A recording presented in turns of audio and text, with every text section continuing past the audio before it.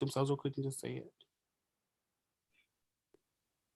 I've heard it as Lenape. Lenape. Yeah. It's Lenape, yeah.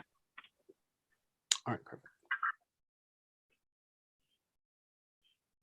I've right. heard it as Lenape. Lenape. Yeah.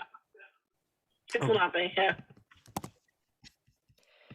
Can you make me host again? Yeah, and then just make sure anybody that's here and unmuted don't have the YouTube live stream up as well, because there'll be a weird echo. Hold on one second, sis.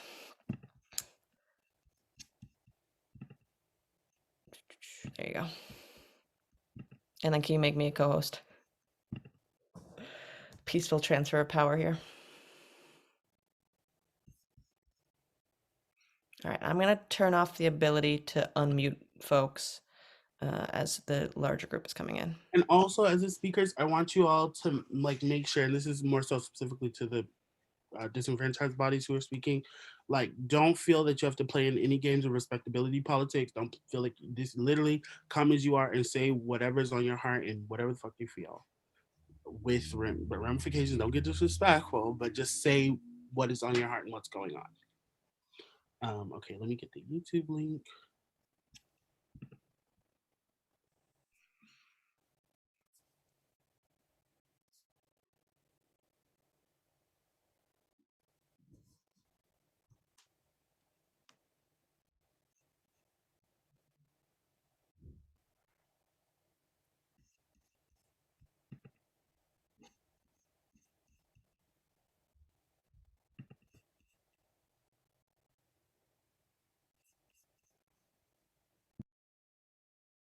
I'm gonna start letting in the larger group, just so everyone knows.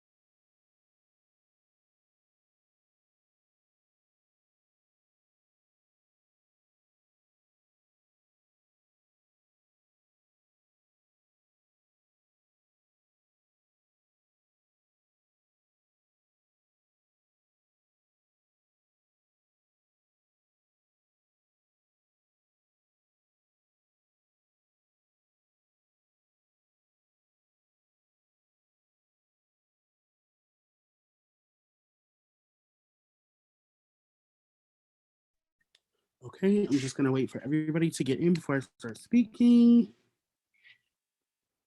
Sis, can you make Trinity a co-host?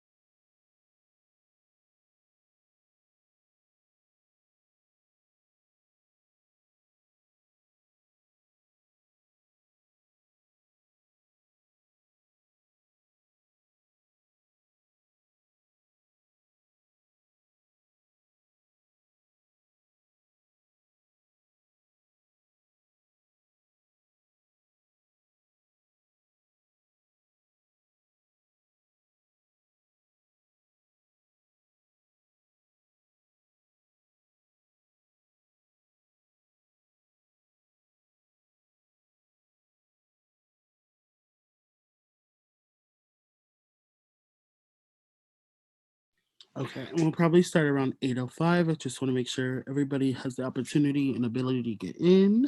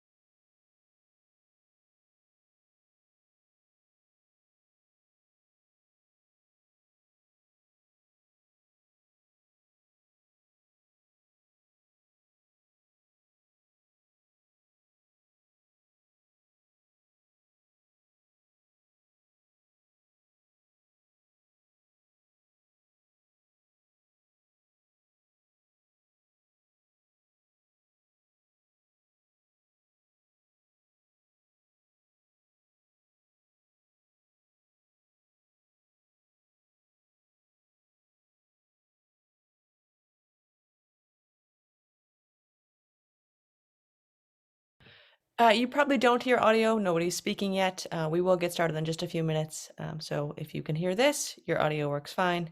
We're just quiet as we're waiting for folks to trickle in here.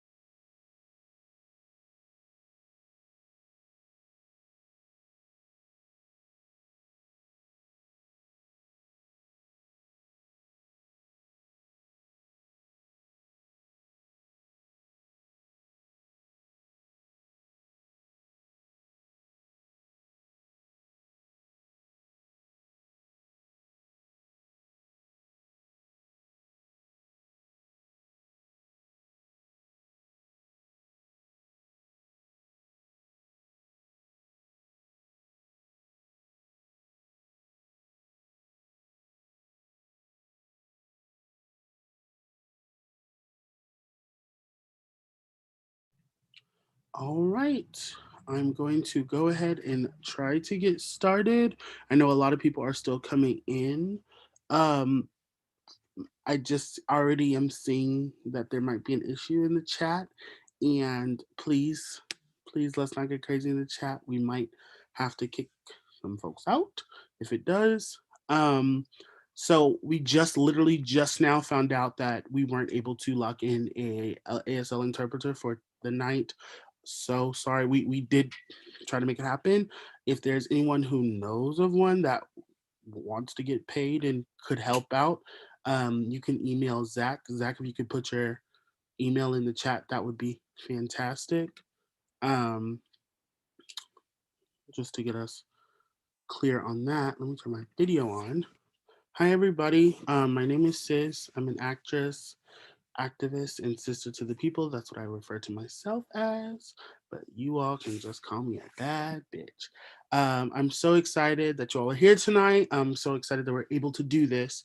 So to start off, I'm kind of gonna say like what's going on. So one of like the biggest question that we got, I have a sheet on the sign up form, was I would love a clear, precise explanation of what we are fighting for. I would also love to hear what the steps are, excuse me, to get what we want, what we are supposed to do while we are waiting to get it, and what happens once we get it and what we want. I think that's great. I think that's like a whole idea of the body paragraph, the beginning, middle, and end of what this whole community forum is, to get everybody kind of on one page.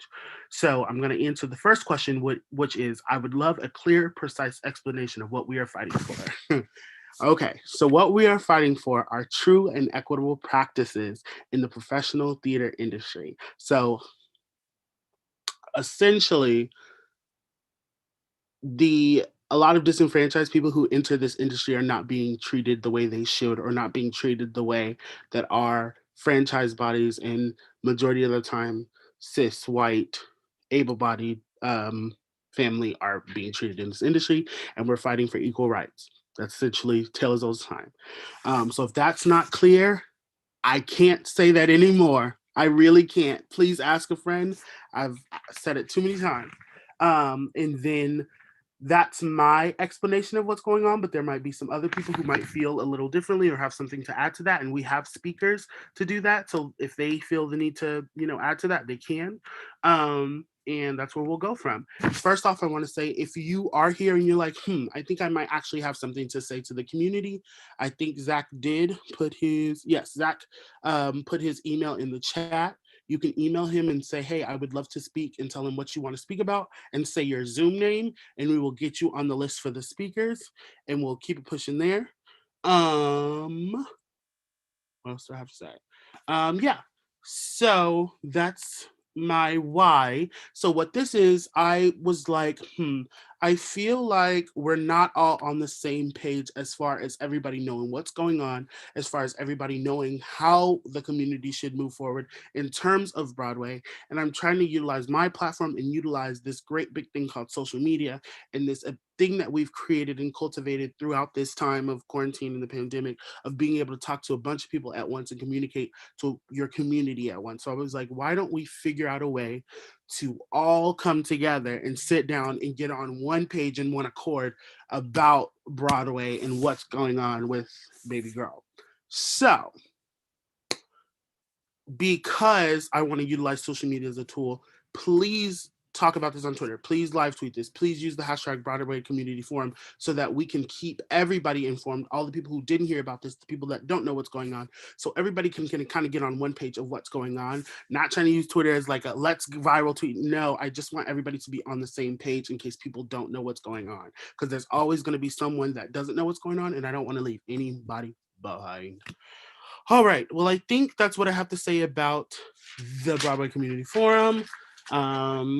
And then I have a little thing that I want to say, stepping into my speaking, and then we'll go on from there. Does anybody have any questions about like the setup, about um, anything like that? Okay. All right. So I introduced myself, acknowledging the land that I am on. I am on Lenape land. I'm in Manhattan, not Manhattan. I'm in Manhattan, and that's where I'm at. So if the speakers could acknowledge the land that they are on as well, that'd be great. I want to explain. I looked it up because I was like, I want to know exactly, and I want people to know exactly why we acknowledge lands. I don't want to just do something and then not explain why. So I think I found a pretty good explanation online. Um, so the question that was posed is, why is Indigenous land acknowledgement important? And then the response was, it is important to understand the longstanding history that has brought you to reside on the land, and to seek to understand your place within that history. Land acknowledgements do not exist in a past tense or historical context. Colonialism is a current ongoing process, and we need to build our mindfulness of our present participation. Period. All right. So I'm here. Personally, how I feel as an activist, I kind of feel unclear. I kind of feel frustrated, angry, uncomfortable, because this great big thing I love is hurting a lot of great people I love, including myself, and I kind of don't know how to move forward. And now that we've had all this time, and took some time to actually think about what's going on, and I think a lot of people are understanding like what's right and what's wrong, and kind of getting away from the nuance of it all of like, no, this is just a bad thing and we have to call out bad things when we see them. I'm feeling very torn because I'm like, I don't really want to participate or get involved with this great big bad thing because then it will continue to hurt other people. And I feel like I'm participating in the oppression of a lot of people, including myself. So I feel like it's my duty because I have a voice and because I have a platform and because I'm here in this world that I should speak up when I see wrong done and I should speak up when I've had wrong done to me and I should speak up so that the people who come after me don't have to endure the same wrong that I have. So that's kind of where I'm at right now. I'll say other things as we go or how I feel, but I'm moderating this community forum, and here we go. So now I'm about to start calling up the speakers to speak. Can I enable live captions? I believe it's under the more function. Or if you want to make me host real quick, I think I can figure it out while you're facilitating. Okay. I'll work on that while you continue. Okay, yes, Kelly will enable the live captions. Okay, so the first speaker that we have, and like I said, I told the speakers prior to, but I'm going to say it again, that many of the speakers and many people here are white bodies, and I just want the white bodies to just know that speak from the eye, do not speak for somebody or experience that you cannot speak to. If you have something to say, make sure it's focused on either an experience you have, an update on the work that you are doing, or a explanation of the work that you're doing, or a helping hand to tell other people like this is what I'm doing. I think this is what we can do. Just an open conversation. Just I don't want no white people speaking for disenfranchised folks or no franchise people speaking on top of disenfranchised folks. Okay, so everybody has about 90 seconds. If you need more time, I'll give you that, but we'll have to stop so that we can get everybody through. We're not here all night. Okay, so the first speaker is Andre Jordan.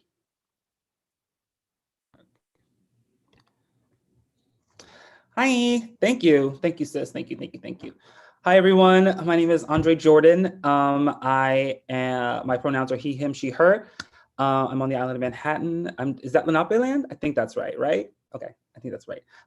Originally, I was asked to come on here today because early today, I tweeted about an experience that I had when I was cast for the National Tour of Legally Blonde. And pretty much what happened there was upon my offer, I was asked to lose between 15 to 20 pounds before starting rehearsal. I later found out that I was the only person in the cast that was asked to do this. Since that's all kind of gone out, the casting director that called me and gave me that offer called me and apologized to me today for having a part in that. A lot of people have come up with their stories into how Broadway or the theater community has shamed them out of wanting to be a part of it. And I would touch upon that a little bit, but the reason that I bring that up specifically is because I'm currently in the cast of Diana, which, as you guys know, we filmed for Netflix. It will be coming in October, but we also have our dates to return to Broadway. Now, we were very lucky. In the summertime, we had a workshop where we workshopped our show for a month before we went into the rehearsals for the filming. During this workshop, we found out on Wednesday that we were going to be doing the workshop. George Floyd was murdered that Tuesday. So during our time together, during our Zoom rehearsal process, we were also dealing with everything socially that was going on at the time, right? It was when we were speaking up. Everything was about dismantling white supremacy, and we, as a cast, began to do that within our own show. And then because of that time, we were able to come up with a list of demands and needs that we wanted to be met from our producers and from our team. And then we were actually able to put them into practice when we got into the space to film for Netflix. Now, it was not perfect. Things happen, we get back to work and we get stuck in, excuse me, in these ways that we used to do them, and we call each other and we check them on it. But the reason I'm bringing this up is because as someone in this theater community that does have a returning date, and if there's anybody else here in this chat that is in a different show that you know when you're coming back and you're saying to yourself, okay, well, we have to get back in order to do the work. I say that we can do both. We can go back and do the work, but we can go in smartly with needs that we want met, things in our contract that, you know, that we can go in and leverage to make sure that the space that we're going into is a perfect, not so perfect, but is a better place, right? So here's some ideas of things that we have done. And again, if there's anybody here that is a part of another show and you as a cast are not sure what is the next step that we should do, what should we do, here are some things that Diana has done and that we will also have to come back together and regroup because it's been a couple of months, right? So we have to get our house in order to make sure that the cast and the crew is on the same level before we move it to the producers. So some things that we did, just really quick rundown. We had an implicit bias training that immediately we got done within the first couple of weeks of when we asked for that, which was great. Only difference is, you know, to be fair, it was something that was very quickly. So we did find someone to come and do the training. They were not a person of color, so it felt a little off the mark, but we know going forward, when we go back, when we have an implicit bias training and there's someone there to make sure that they check everyone that they are a person of color because they will be able to understand the experience. There were 3 organizations that we demanded our producers send money to. And we let them know which ones they were. The first one was the Transgender Law Center. The second one was Integrate NYC, which is a youth organization that reaches out to kids and helps them develop leadership skills, and Black Lives Matter of Greater New York chapter. So what this does is it tells our producers, it tells everyone that walks into the space that this is a safe space, that these are the things that we do for the community because we're trying to get that community into here, right? Something else that we had, we talked about was doing internships with our producers, with everyone in the building, so that we, you know, a lot of the times when you're on shows, they want you to go out to, you know, go out to the schools and sing a song. They want you to go to these special places and sing whatever. There's no reason why we can't bring our sound designers, our wig designers, our costume designers, our lighting designers, and go into the schools and tell any little brown, black, whatever, boy, girl, in between, that if they are a sound designer and they want to do something, there's a place for them here, right? A lot of people don't realize that this is something where their talents can be used. How are they going to know that if we're not going out to find them and bring them into it, right? We can't just expect these people to walk in because, let's be honest, the ticket price isn't going to bring a lot of these people in. It's just not. We have to go into these spaces and bring them with us.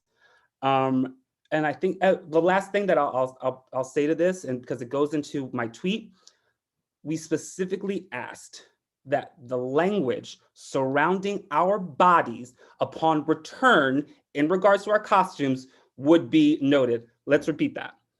What that means is a lot of us, you know, having gone through the quarantine, we're all in different places, our bodies show whatever, costumes, blah, blah, blah.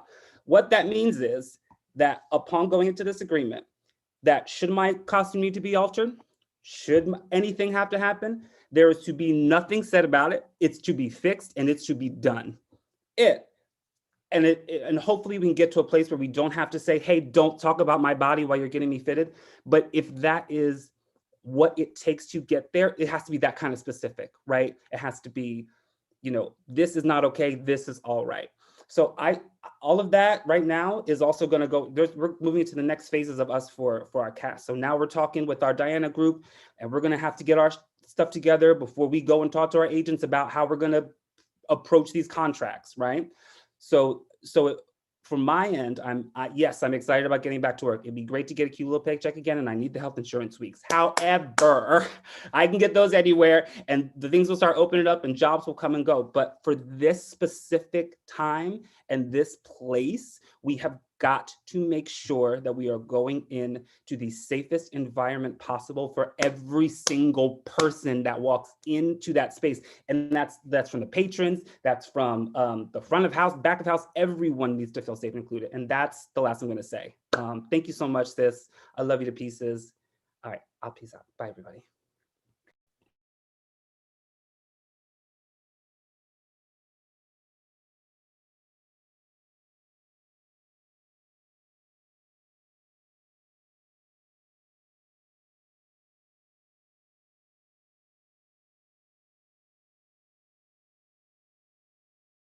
That's my fault, sis. You should be good now. I couldn't unmute. Okay. Apologies. Yeah, no. Thank you so much, Andre. I think that is very important and something I want to know to talk about later. I want to kind of clarify the air. I've even asked in what it seems like for me to the community, Broadway is coming back. And I don't want to say there's a lot we can do about Broadway coming back, but Broadway is coming back. And that was one thing that I think I kind of felt like I don't want it to come back just yet. However, there's a lot of people, places, and things that are keeping that in motion, and we do still have a lot of agency within that. I don't want the community to feel like, oh, we are not. There's nothing we can do about it. That's not the case, but it is happening, and we just have to get on one accord in one page so that we know how we want to approach Broadway coming back. And I think Andre, for people within the theater community and people within the industry, especially on Broadway contracts, I think that's a very important conversation. And I think what you just brought was very important. So thank you so much for that. Our next speaker is Black Stage Everything. There we go. Y'all have about 120 seconds. I want to keep us on time.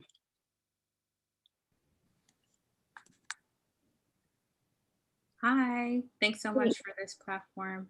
Shay, Can you you're talk to us? yeah, you wanna go?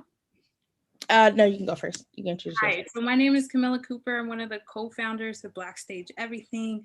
I really appreciate this space. Thank you so much for having it. We are an education and networking platform. So really, we're just here to plug us being a resource to you, to all of y'all. Having you come on our Clubhouse talks or our Instagram lives, really starting to educate the public about what it means to be a Black theater artist, whether it be wig maker or a set designer, a lighting designer. So we're just here to plug us to be a resource to you. Go ahead. Shay. And also my name is Shay, pronouns she and her. That we just want to thank the organizers of the March on Broadway for all of the work that they have been doing. A lot of us who want to be a part of the efforts literally don't, like, financially and in other ways can't make getting back to New York to be a part of that, but we're there with you guys spiritually. We're there with you guys in all the other ways. And we just want to know a lot more ways to help out and be a part of the movement.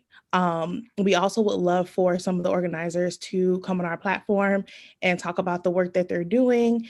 And we're about to expand and have a lot more arts programming on a broader level. And we would love to bring you guys on and talk to you guys about all of the work that you've been doing. So please contact us on IG, Black Stage Everything with 3 G's, and also our website, blackstageeverything.com, to follow all of the work that we're trying to do to get BIPOC theater makers equity in our industry. And that's really just what we wanted to say. Just a thank you to everybody that's doing the work, and thank you to everybody who wants to be a part of the community. And if you need our platform to raise your voice about any issues or talk about what's going on, please let us know. We want to be a resource to you guys, and we want to help to elevate you all's voices. Okay, perfect. Thank you so much. Thank you, Chase. Yes, of course. I don't know how I get back to us. Okay. Yeah, I think that's very important. I think y'all touched on a very important topic about, like, how can people get involved in the movement. The most important thing you can do right now is talk about it. In this age that we have in 2021, we have social media. We have the biggest tool of all. Retweets, likes, favoriting, sharing, all of these things is going to assure that these things are always put on a pedestal and always known. If we continue to talk about it, then people who are buying tickets, people who are interacting in these spaces will know, okay, well, this is going on. I don't know. Let me ask questions. Let me ponder. Let me inquire about these things. The most important thing you can do is talk about it. So don't feel like, oh, well, I'm not in New York City. There's nothing I can do. You can always work towards a common goal by knowing that you can do something. And right now, my suggestion is just continue the conversation. Okay, the next speaker that we have is Cassidy. Cassidy Baltazar. Hi, my name is Cassidy. My pronouns are she, her. I'm on Wampanoag land, Long Island. I wanted my contribution to be rooted in myself as a Filipino actress and speak on what I can with the privileges I have as a cisgender, lighter skinned, able-bodied performer. I feel that I wanted to share that contextually, I feel this movement largely stems from the fact that theater and just the arts at large were never exempt from accountability, no matter how much it, as we know, has preached inclusion and diversity. That was kind of the overarching point that I wanted to address, was that inclusion and diversity is not casting to fill quotas. It's not performers settling for shows that they've only seen themselves in. I know for sure it shouldn't have taken a show like Miss Saigon for me to see myself doing this, living my truth and doing it for the long haul. Inclusion and diversity is not limiting our opportunities for theater makers to use our cultural identities for show and tell. I think something significant that I've learned in this past year is how much Broadway has centered whiteness, like all other systems in this country. It was founded on whiteness, it employs whiteness, and it has grown far too comfortable with whiteness. This September should be the reopening of a new and bettered Broadway. And I feel that from that, American musical theater institutions at large must follow suit. I think that propelling this movement forward is seeing our students working under actively anti-racist educators and institutions, seeing those in power allocate their time and money to equitable development, seeing BIPOC stories told and told properly, and seeing BIPOC performers given their rightful jobs. That is my dream for this industry. Is to reframe what inclusion and diversity actually means. I'm 16 years old in high school. I've done no professional work. I can only say so much in that specific part of this conversation. And I, among so many others here, look to so many of the voices here. I'm so grateful to CIS for organizing this event and all of the leaders of our movement that have inspired and fostered my learning. In this movement, and the way that I hold these conversations every day, and how we should be holding these conversations every day, exactly what Sis said. So yes, thank you.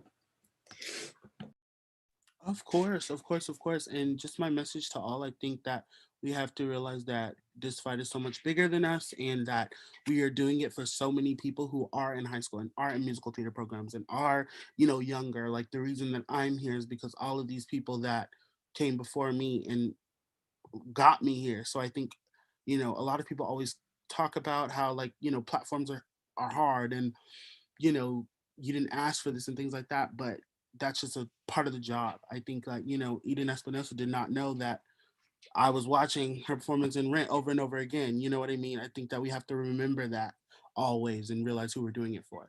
Okay, the next speaker is Cesario. Hi, hello everyone. My name is Cesario. My pronouns are they, he. I come from Lenape land, that's how we pronounce it, yes. So I wanted to speak tonight about my experience as a transmasc non-binary person in a theater program. So when I told my theater program that I was trans and I was beginning to transition, I was told by my professors that they were proud of me and they were going to accommodate any needs I may have as essentially their new token that they could use to say that they were woke and that they love trans people. But in the past 14 months since I've come out, instead I have seen professors ignore me, say they don't know what to do with me, and then tokenize me for clout. So if this is happening in our schools, then what is happening on Broadway? I'll tell you what, it's essentially the same exact thing. Incredible trans creatives are being shoved to the side for mediocre cis ones for Tony accolades and are being gaslit to stay silent. What are they doing to minimize the damage? What conversations are being had? Because if this is the industry that I am going to graduate out of, is this an industry I want to even bother staying in? I ask you all to reevaluate whether that show based off of your favorite album or film is worth it if trans people continue to not be heard. Listen to us, appreciate us. Thank you. Yes, I think that is very important. I think that as a Black trans person, I think that I can relate to you and understand you, and I actually see you and I actually hear you because I've actually went through what you have gone through. Um, One thing I want to mention too, I think we have this thing in our heads right now where everybody, specifically, this is to all the leaders in the movement of we are, or anybody moving for this movement, we are all trying to fight, you know what I mean? And we can't fight for people that we don't know their experience. So we need to make sure the people that have an experience that we do not align with or we cannot understand, we have to make sure they are in the room when these conversations are being had so that no stone is getting left untouched. I'll speak on that later, but that's the main thing that I have to talk about. All right. All right.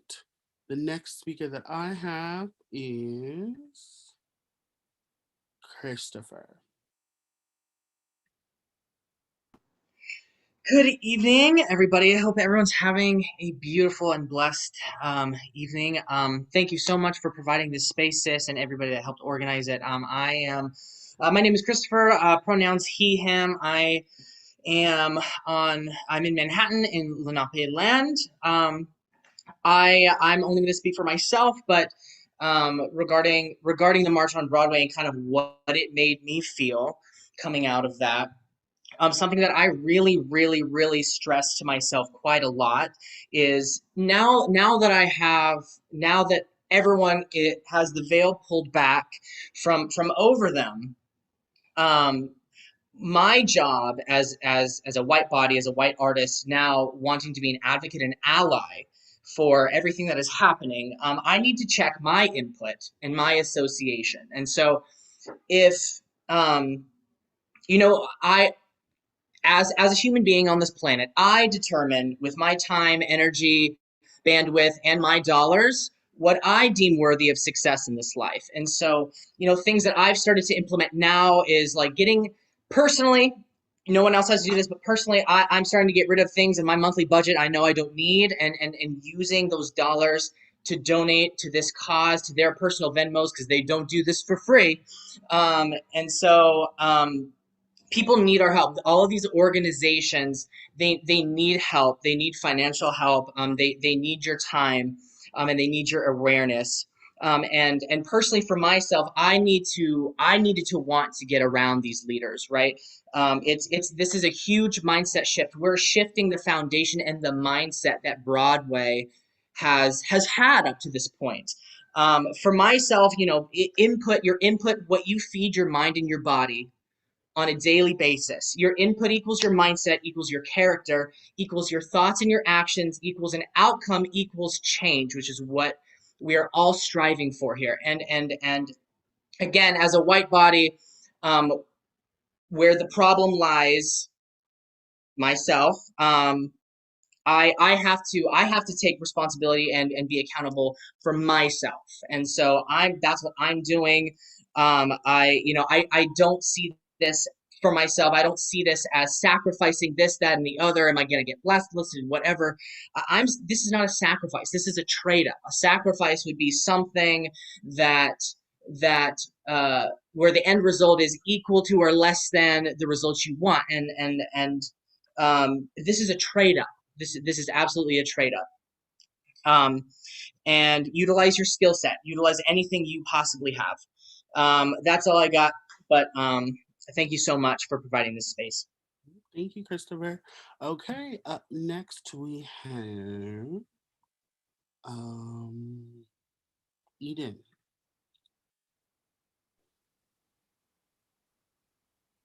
Hello, friends and fam. Wow. This is an amazing opportunity. Thank you, sis, so much. I just want to first say that this generation, you all are fire. You all are fire. And it is so inspiring and humbling to learn from you on a daily basis. So thank you. I'm honored to be by your side. And so yes, this is it. You are the future, and this is why I am here. I am the co-founder of Artists for Economic Transparency with Karen Olivo. We formed this organization shortly after George Floyd was murdered, and we heard that there were theater owners and producers that contributed to 45's campaign. So over the last almost year, our organization has grown and changed a little bit. We become more of an assist org where people are bringing things to us to look into as far as financial transparency and where the money goes. We have a lot of educational modules that are on the horizon with surrounding financial wellness, economic violence, and art and taxes, demystifying contracts, knowing which way to incorporate or not incorporate, all of that good stuff that we wish we would have learned when we were younger. We are also partnering with several other organizations, BTC, Broadway for Racial Justice, on a writer, so people can take it back to work, because Broadway is coming back, but I know that there are ways that we can start these changes, because this is a long game and it's definitely a marathon.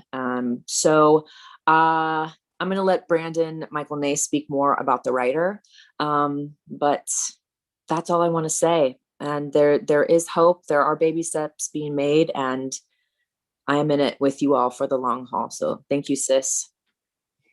Thank you. All right. On to the next. All right, we have Emily. Hi, everybody. My name is Emily Kraken. I am she, her. To those who are physically impaired, I am a cis woman with white skin, brown hair, and blue eyes. So I am an actress and an advocate for cerebral palsy. My first movie, Best Summer Ever, the first movie musical with disability, just came out. And I'll talk about acting and accessibility among the theaters. I hope to be on Broadway. However, there is little to nothing for all of us. And we need to change. There needs to be town halls and open calls for disabled actors, because we do not find any work, since the industry is so against us, and in general, we are not equity, so no one can find us. And also we need disabled actors for disabled wars. My dream is to be the first disabled Nesseros in Wicked. And I hope after the next woman, there'll be an open call for Nesseros. And there be the same for everyone else. In addition, there needs to be accommodations backstage and on stage. Like Alice Stalker needed ramps, they needed a choreographer for dancers because he's in a wheelchair. And so the tune so down because the leaders they won't accommodate her. And all leaders should be accommodated. And especially for audience members. As a disabled audience member, I trip around the balcony a lot because the stairs are so deep. And then I want to go downstairs to go to the bathroom because there's only one disabled bathroom, which is on the first floor. And that is not right. And there needs to be disabled shower bathroom on each floor. And additionally, as for people who are deaf, there needs to be there needs to be the constants on the stage, and not about just one night. There needs to be every night. And for the people who have autism, there needs to be set design and audience design. So this is to them, not just one night, but every night.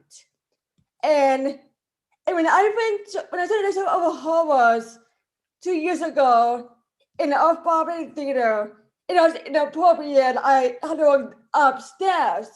I was fine, but those who are on wheelchairs cannot because there's no stairs, there's no elevators. New York has millions of dollars. They should afford to do refurbs of all theaters. And I hope the New Theater will have that. And lastly, has disabled actors, we doing a good job. I struggle. I screamed and cried. My friend was so Harvard was cast as an able-bodied man. Now I love that. But please, open cause, some disabled actors, and some disabled playwrights, and please accept all of us. Have town halls, fix up theaters, and thank you all. And it's an honor. I see a lot of people I know, and hi, so thank you. God bless you all. Yes. See you on Broadway. Thank you. Thank you so much, Emily. Thank you. Oh my God. No, you're good. I think that, and so to move on. Thank you so much, Emily.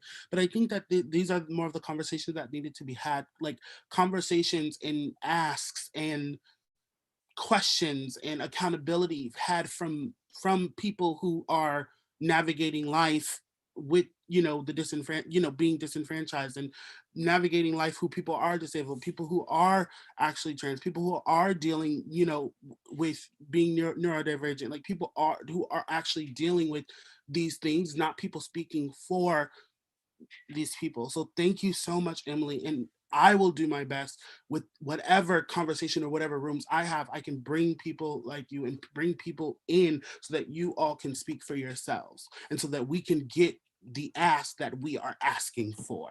And I think everybody else who have these ability to have these conversations with people, make sure that the people that that need it are in the room. All right, next.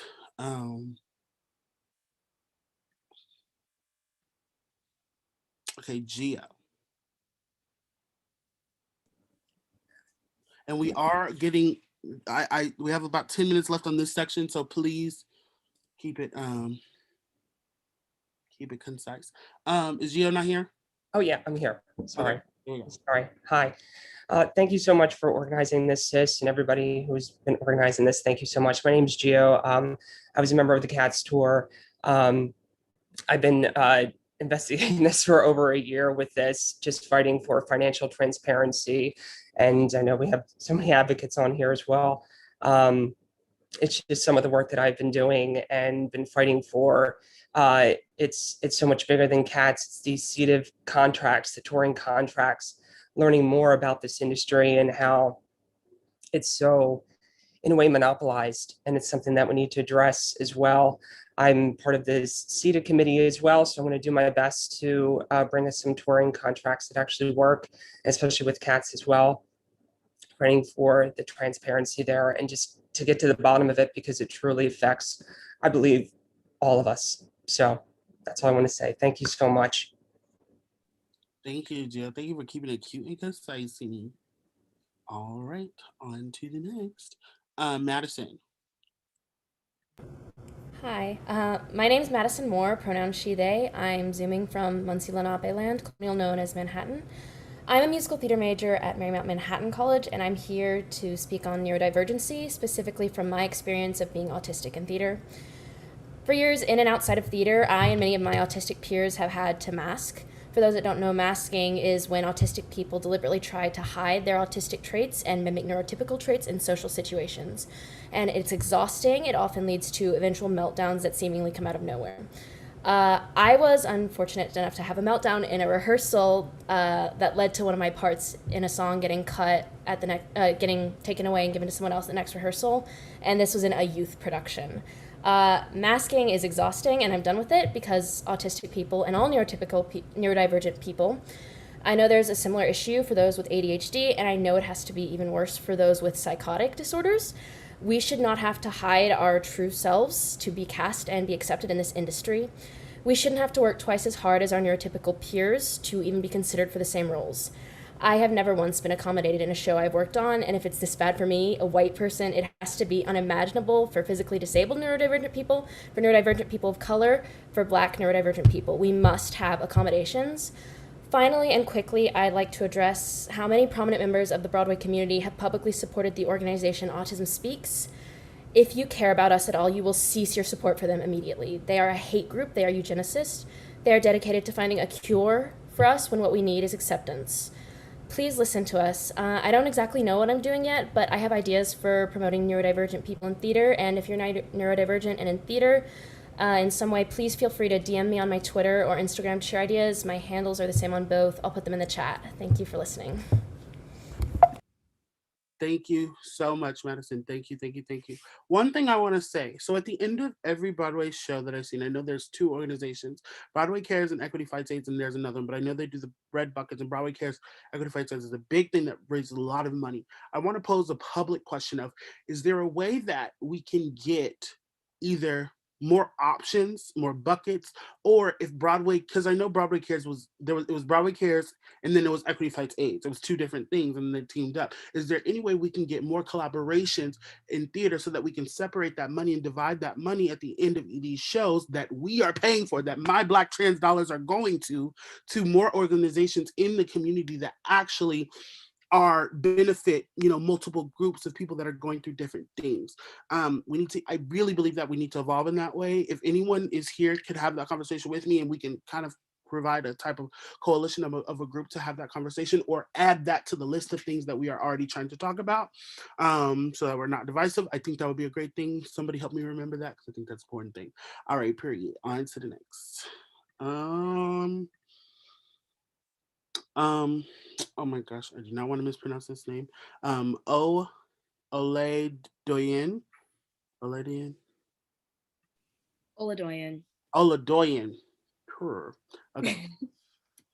Hello, everyone. I am also a musical theater major at Marymount Manhattan College.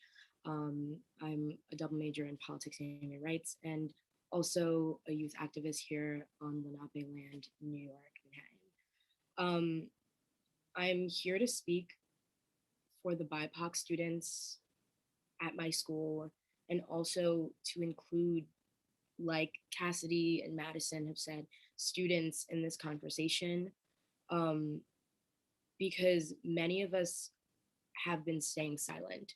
And I'm new to this BFA musical theater thing. I've spoken to seniors and alumni who have just been saying silent this entire time while they're being gaslit and mistreated in private rooms. And honestly, we're done with it. We are basically trying to build a community right now with different students of color and different BFA programs, starting a coalition that will keep musical theater programs in check and allow us to have a say in our education. This coalition would also bring mentorship opportunities and internships, like Andre said, and connecting the alumni so the alumni are aware of what is going on at these schools. Because I think the thing is, these schools use our alumni's names to bring more students into these schools and lure them into spaces that aren't safe for us, spaces where teachers with old ways of teaching are constantly mistreating us, and we just need to all come together and just say that it's enough. I would really, really love if anybody who would like to join this coalition get in contact with me. I'm going to put all my contact information in the chat. We literally need everyone and anyone who's willing to fight for the students, people of color who are professionally in the industry that would love to be a part of mentorship programs and things like that. And students that are currently here, we can't be afraid to speak up anymore. Quite frankly, if you can't get with the program, if these teachers can't get with the program, they need to step down. And that is all. Thank you, sis, so much for allowing me to have this platform. Please, please, please reach out to me. Thank you. Yes, thank you so much, Oladoye. And I think that another thing to remember is me being fresher out of school myself, I was always one of the very few people speaking up. I think that specifically to the cis white bodies that attend musical theater colleges and are in musical theater programs, honestly, you all are the main proprietors of continuing the institutionalized racism that it lives within a BFA program, and you all have to do better and be aware of what is happening. There was so much gaslighting, so much, not even from just the white students, but just students that even were not Black or not darker skin. You have to realize your privilege in that, and realizing your privilege is not always a bad thing. It's just knowing what you have and what you can work with. And so please make sure y'all are speaking up and listening. On to the next. Okay.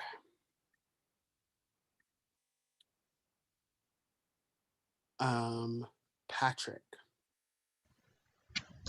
Hi, everyone. I am Patrick Connolly. My pronouns are he, him. I am an educator at Connolly's Characters. I teach one-on-one voice lessons as well as acting lessons. I wanted to kind of add on to what Madison was talking about, as I am also, I also have a learning disability. I was diagnosed with autism when I was 2 years old. And one of the things that does frustrate me a lot about theater sometimes is that when you have to tell somebody that you have a learning disability, and then all of a sudden they say like, well, wait a minute, you have a disability, but you look so normal. You look like that's who you are. And it just feels like I just really wish that more people actually had the time to really work on that, to really understand like where I'm coming from, where everybody that I know who has that is coming from. And there's so many like different types of disability that is out there. And I'm also here to learn from everybody who has talking today, as well as people who are here. I'm here to listen to you. I'm here to support you in any way that I possibly can. I just want to thank you, sis, for having this opportunity for me to speak about this. Thank you so much, Patrick. So what we're gonna do is we're gonna take a 5-minute break because everybody needs a break, and we're going to come back to this section, and we will be moving forward out of the speaker question, and I'll talk about the community questions that were told to me. So please come back at 9 p.m. Thank you. Or whatever is in 5 minutes where you Stephanie, did you have a quick question? Oh, sorry, hold on. Let me unmute you. If it's for the form, I'm going to ask you to hold on to it just because folks are on a break. But if it's a question I can answer right now, I'm happy to do that. I believe I'm one of the speakers. I got from the email. Okay. We're coming back to the speakers after the 5-minute break. Yeah. Oh, okay. I'm sorry. We're not done.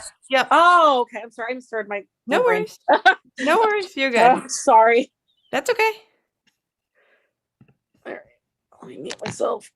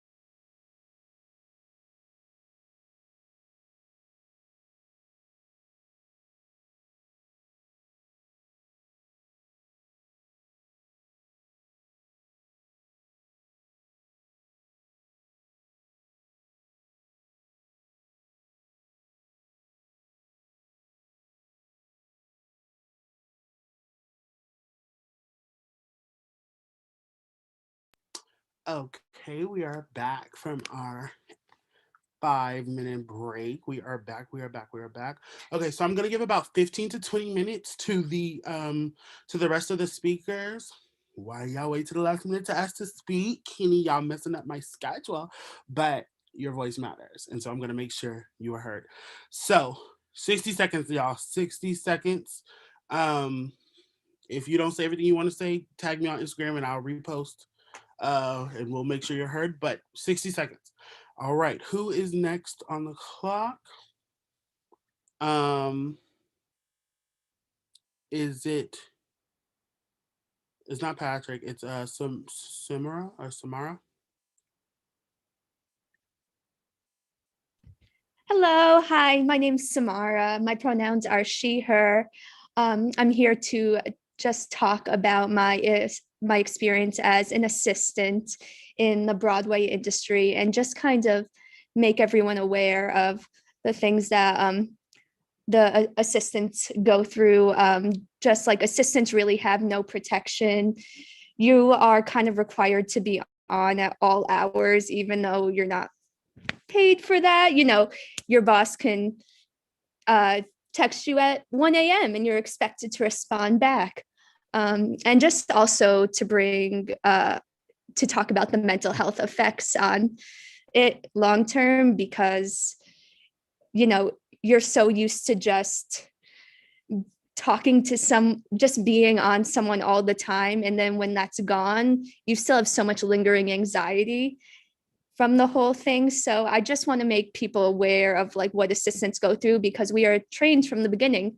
You know, you're lucky to be here.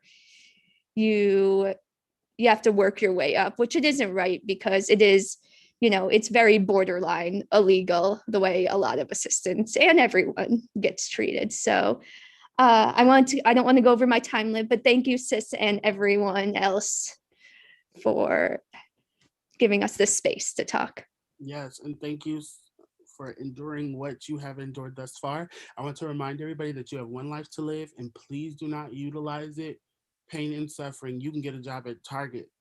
I promise you, you can. You know, and that's so much better than pain and suffering for a dream that you can't make happen because a lot of other people are in the way. Or you can fight like me.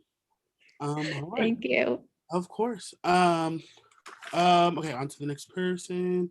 The next person is Stephanie. And I'm gonna stay on so I can keep the timer rolling. Sorry, which Stephanie? What's the last? Stephanie Lexit. Thank you. Hi, I just want to say I have really bad stage fright. Just first of all, okay. Hi, I'm Stephanie. I'm Stephanie Lexis. I'm on Lenape land. Thank you for having me, sis. I'm the founder of the Broadway Body Positivity Project, and I established it to to make all theater spaces equitable for actors of all body types. I felt like when it comes to the body positivity discussion, there's a lot on fat phobia and sizeism, which is so important. But I felt that the disability community, the little person community, were often left out of the conversation. And then also I wanted to like figure out like, you know, how does body image and stuff intersect with race and gender identity and stuff. So basically my team and I, what we're doing right now is we are working with college programs because like, just like some previous people said, it's kind of a bad. And basically we're working with college programs to, we do workshops where it's as simple as, hey, how can students bring body positivity to campus? And then we have stuff where like, okay, we have to address the inequities that are in the program. And then we also, now we're gonna be doing faculty training, where we address everything from like the very racist history of body shaming. And we're gonna cover as much ground as we can. And I'm sorry, I'm like, it's like so really nervous. Also, Stephanie, but you could please email me. No, thank you. This is so productive and helpful. If you could please email me, my email is in my bio, or just DM me Instagram, Twitter. I would love to amplify this and speak more to you about this, but that's enough time we have for today. Yeah. Thank you so much. Thanks so much. On to the next person. We have Brandon Michael Names. Hi, everyone. My name is Brandon Michael Nace. I take he, him pronouns. I'm zooming in from Brooklyn, New York, traditional territory of the Lenape and Canarsie people. I am in my living room. I am a light-skinned Black man wearing a white hat, a black hoodie. I have a goatee and a beard. Thank you so much, sis, for making this space and for being the incredible leader that you are. I just want to speak really quickly. First of all, I just want to say that there's so much being said. There's so much important work being done. I think that we all are looking for people to speak up and speak out. I just want to say that the people that are speaking and speaking out speaking up and speaking out right now, this is the change. This is the future. This is where it's going to come from. It's not going to come from the white stars that we want to speak up or any of the Tony Award winners. It's going to start from you all. You all are actually the change. So look to your left and your right at who you're with and who is doing the work that you're doing. And that's where it's going to come from. And it's not going to happen overnight, but it's going to happen regardless. I just want to say a little bit of what BFRJ is doing. Obviously, we have the BFRJ hotline, which is a space for people in theatrical work to call in and report moments of racial trauma. We have the BFRJ Fund, which is a financial assistance fund that you can apply for on our website as well. We have Allied with BFRJ, which is an accountability program. A lot of the things that people are talking about, and I just want to outline this really quickly. It's like, what are like the things that we need to be able to go back in September when we know we're all going to be asked to go back? And that is, there needs to be an outside accountability source. There needs to be protocols that are written down for us all to see how this space is going to be safe for all. And we need to know what's going to happen when racism happens in the workplace, not if. We need to know what the measures are going to be as it pertains to fines, probation, termination. What is going to happen? What are the consequences of the harm that is caused? So Broadway for Racial Justice has allied with BFRJ, which ultimately functions as an outside accountability source for institutions, universities. We have a list of our allies on our website. We are currently going through the process and meeting with a lot of PWIs, whether it be theater companies from across the nation, universities from across the nation, casting offices, shows in New York and outside of New York. Yeah, that's the work that we're engaged in. Also, like Eden spoke about, we have a writer that we're working on. In the meantime, before we get this writer out, because there's a lot of legal work that has to go into that as well, we're going to release just kind of like assistance for people who are negotiating contracts currently. What is some language that we can use? What should we be asking for? That's what we're doing. Ooh, sis, I really tried to go fast. Thank you. I think that also like we always have this mindset of scarcity and like this is the only opportunity. There will be more opportunities. I will see through it that way. But I think this is the perfect example of if you didn't know, now you know. Continue to be plugged in and continue to understand what's going on. Everybody is powerful. You can be a leader too if you just try. All right, on the way to the next. All right. Suni, I don't know. I might have accidentally put you on this list. Suni, if you want to speak in here, you can. If not, we can move to the next. Okay. Okay, Karen, if you want to talk a little bit about affect.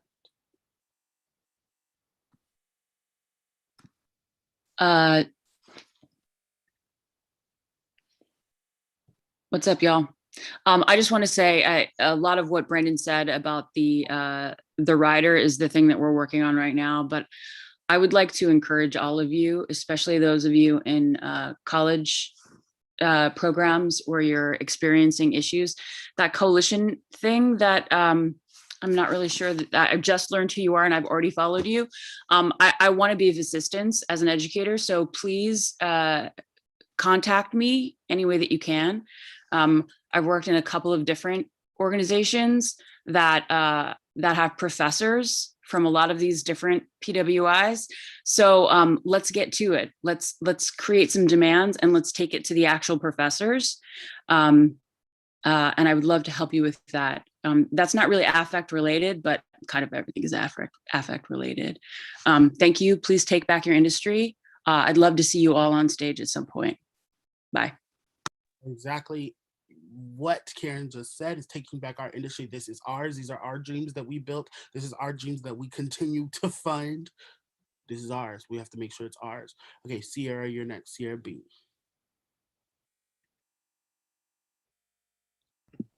Yes, hello. My name is Sierra. I come from, well, the indigenous land that my state is in is Shawnee, Chickasaw, Cherokee, and Muskogee. And as someone who is in high school and does theater, my concern is the longevity of this community and how oftentimes Broadway prides itself on being so inclusive and trying to be accessible towards everyone, but there's still a big gap.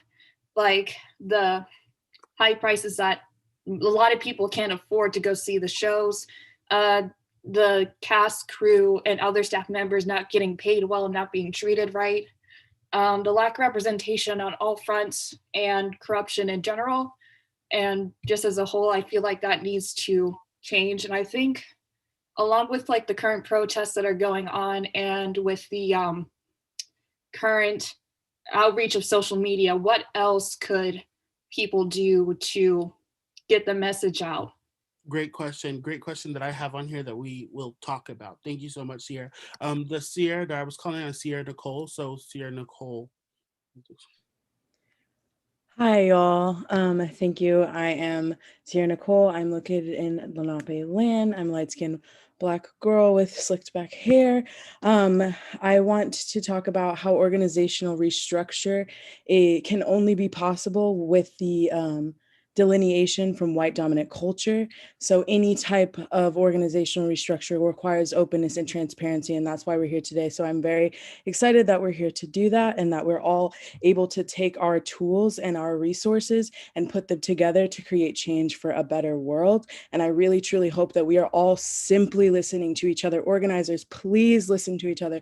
Community members, please listen to each other and listen to those tools that are going to help us build a new foundation. Because if we are divided, this new structure that we are building, there will be no trust in it. There will be no safety in it. It will just crumble down and we'll just come back to another Zoom room again. So I just had to say that to y'all. Thank you so much for all of your beautiful words. Also to the students, I'm going to put my Twitter in there again. I started a diversity and equity council for my school when I was a senior in college. So I have a lot of resources and already drafted out demands that are decently malleable. So I'll drop my Twitter in there. Thank y'all so much. Thank you, Sierra. Thank you, thank you, thank you. Okay, on to the next, Aaliyah. In 60 seconds, y'all, I'm about to start having to cut people off. No, I'm not trying to be mean, but just I'm about to Hi. So I'd like to mention something about not about. Wait, can I go after somebody to think of what I was going to say because I completely forgot? Yes, absolutely. Okay, Erica Simone Barnett. Hi, my name's Erica. My pronouns are she, her. I'm calling from St. Albans, Queens, which is also Muncie, Lenape, and Lackawanna land. So I'm a current university student. I just finished my freshman year. I'm working with Ola Doyen on this little coalition, this coalition project. So if you want to reach out to her, reach out to me. We're both working together on this and we're finishing our finals to get this all working. But I wanted to speak on the perspective of a former child performer on Broadway and something that's been brewing in my mind ever since everything's kind of been exploding. But the lack of protections on that area. This has been, to be on Broadway again, has been my dream for as long as I could remember. I tried to do all the right steps. I went to Performing Arts High School. I go to a college BFA program at one of the top schools in the country, and I'm doing all these right things, but seeing here at this spot, I just can't help but think back through all the fucked up shit that many child performers go through. And so with the changes that are coming, I just ask that adults in this industry look out for those kids because they're powerless. I mean, we're having all of these conversations, but I don't think any conversation has been put about the children in the industry, the racism that they face. I faced so much racism in the first Broadway show that I've ever been in. The fat phobia, this culture of being thin and tiny and short and staying that way for as long as possible, or your contract being ripped from right under you because these are growing children, and people forget that. So I just ask to include that in your advocacy and just remember that as things are starting to change, I hope to reach out to equity and start getting the ball rolling on this. I would prefer to do it last year, but I literally went to college. So I just wanted to speak on that and put that out there because kids are suffering and it's not right anymore. And now as like a 19-year-old, I can say, please help. So thank you. Yes, thank you, Erica. It never was right. I think also I want all of the kids to know that there is no right or wrong way to do this. Literally just follow your dreams and pursue your passions and just work as hard as you can. We're trying to make it easier. I'm trying to make it easier, but don't believe everything you read. You don't have to go to the best musical theater school in the world to be on Broadway or to fulfill your dreams. Okay, Annalise Lipowitz is next. Hello, my name is Annalise. They, she, he pronouns. I am on Lenape and Canarsie land, and I just wanted to speak really quickly about a very clear and specific goal that I think we can all really easily look for when we're thinking about demands, which is since quarantine, I've been working mostly as a PA in film, and the industry standard now for everyone in SAG is everyone has an intimacy coordinator or an intimacy director. And I know we talk a little bit about this in theater, but it's usually involved with like sex scenes and stuff like that. But intimacy coordinators are used for anything that can be traumatizing. And I know personally that as a mentally ill person who had to go through a college experience, I was made not only to go through trauma that I had already experienced, but also be re-traumatized by watching other people, and to have somebody there, especially somebody who belongs to the BIPOC community, to be able to say to a director or a professor that they are traumatizing their students or how to handle a situation without traumatizing their students. If we don't have that, everyone's just going to start moving to films because they're doing it there. I'm good. That's all. It's a super easy change that you can ask for at your school or at your program. All right. Well, thank you so much. Okay. Up next, we have Julia. Hi. Thank you, sis, for allowing us to come on here first off. Like sis said, my name is Julia. I am 25. My pronouns are she, her, hers. I am from San Antonio, Texas. I am a cisgendered, white, able-bodied female. After seeing a tour production of Phantom of the Opera at the prime age of 6 years old, I knew I wanted to be a performer of some kind. Every chance I got, I would always perform. I grew up doing theater off and on. There was always one thing that stopped me, which was my weight. I struggled from a number of health issues such as iron deficiency, anemia. After a vocal lesson with one of my previous vocal coaches who has years of experience in this industry, I mentioned to her how I wanted to be on Broadway.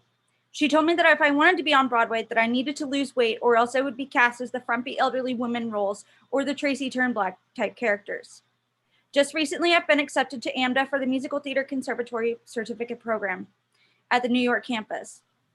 I just recently graduated from my local community college my local community college with a degree in liberal arts. After announcing my commitment to AMDA, I've had those fears of teachers telling me that I won't be able to work in this industry because of my weight. I don't want to go back to an industry where people like me have to worry about being cast in a show or not because of their body type. I don't want to go back to an industry where my friends who are people of color or not able-bodied or those who have a disability or even those who are members of the LGBTQ plus community have to feel like they are unwanted and unsafe. I want to go back to an industry where everyone feels safe and included. And thank you again, sis, for allowing this to happen tonight. Julia, fuck all that shit. As a Black plus size, very plus size, trans, dark skinned body, focus on your dream, focus on the role. A lot of people will tell you a lot of things that will mean nothing to you and will help you in no way, shape, or form. Just focus on your dream and sing the songs that you want to sing. Don't sing Tracy Turnblad. Don't sing the stuff that they're telling you to sing because that's your type. You are not meant to fit into a box. You are somebody that is powerful beyond measure, and I'm sure you're very talented. Do whatever the fuck you have to do to fulfill your dreams.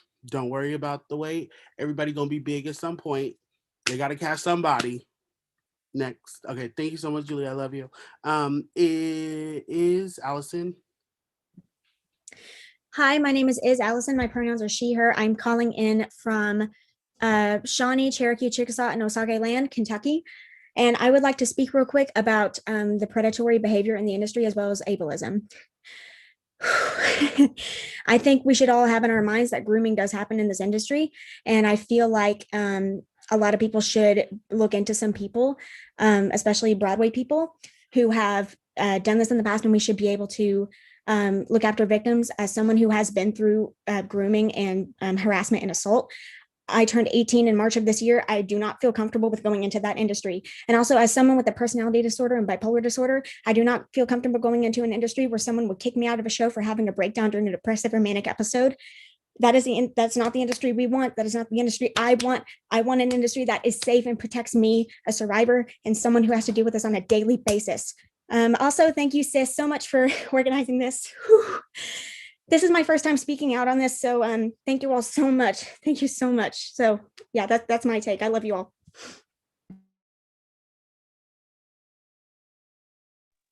Thank you so much. Thank you so much. All right, Leah, we can go back to you if Leah is still here, and Leah will be our last speaker that we have. Are you still here, Leah?